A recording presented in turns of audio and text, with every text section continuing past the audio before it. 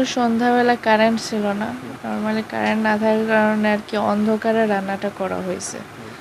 So অন্ধকারে রান্না করা হয়েছে। সো নর্মালি ভাত রান্না করার সময় তো কেউ পাশে বসে থাকে না, আমরা তো চলে আসছি। তো রান্না করে নর্মালি আমরা সবাই যে যার যার মতন, আম্মু বলছে আম্মু ক্ষুধা লাগছে, আমি আগে খাইয়ে ফেলি, বলছি খাওয়ার সমস্যা নেই। আম্মু খাওয়ার পরে বলতেছে শুধু আমার অশান্তি লাগতেছে, ভালো লাগতেছে না। তো আমি বললাম হয়তো তোমার প্রেশার বাড়ছে। আমি মাথায় তেল পানি দিয়েছি, দিয়ে বলছি তুমি এখন টিভি অফ করে ঘুমায় যাও। তো সে ঘুমাচ্ছে না, সে টিভি দেখতেছে কন্টিনিউ। বললাম মাথায় পানি দিয়ে, বলতেছে না প্রেশারের ওষুধ খাওয়াইছি, কোনো কিছুতেই তার সুস্থ লাগতেছে না।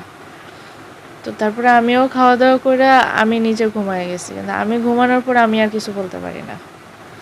ঘুমানোর পরে আম্মু বমি করছে, যে আমি শুনতেছি যে আম্মু বমি করতেছে, বাট আমি যে ওইটা যাই আম্মুরে যে দেখবো এরকম মানে আমি পাচ্ছি না। এখন শারীরিক অবস্থা টোটালি সোজা হয়ে আমি বসতে পারতেছি না, আর দাঁড়ানোর অ্যাবিলিটি তো আমার টোটালি অ্যাবিলিটি নাই, যে আমি ওইটা দাঁড়াবো বা হাতে যে ফোনটা যে হাতে ধরবো এই শক্তিটুকু আমি পাচ্ছি না, এরকম অবস্থা হচ্ছে।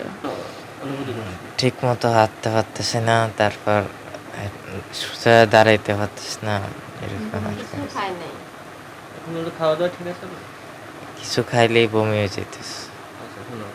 আসার পরে মেডিকেল থেকে তখন আর কি থানা থেকে মানুষ আসছিল, তারা হচ্ছে সব কিছু ইনভেস্টিগেট করে গেছে। এখান থেকে যে ভাতটা ছিল এগুলো নিয়ে গেছে তারা ইসের জন্য, ইনভেস্টিগেট করার জন্য, এবং আমরা লিখিত একটা অভিযোগই ব্যবস্থা করছি। এখন তারা বলছে এই ব্যাপারটাকে নিয়ে তারা খোঁজখবর করবে এবং আরও ডিটেলসে কোনো কিছু যদি তথ্য পাওয়া যায় আমাদের সাথে যোগাযোগ করবে তারা।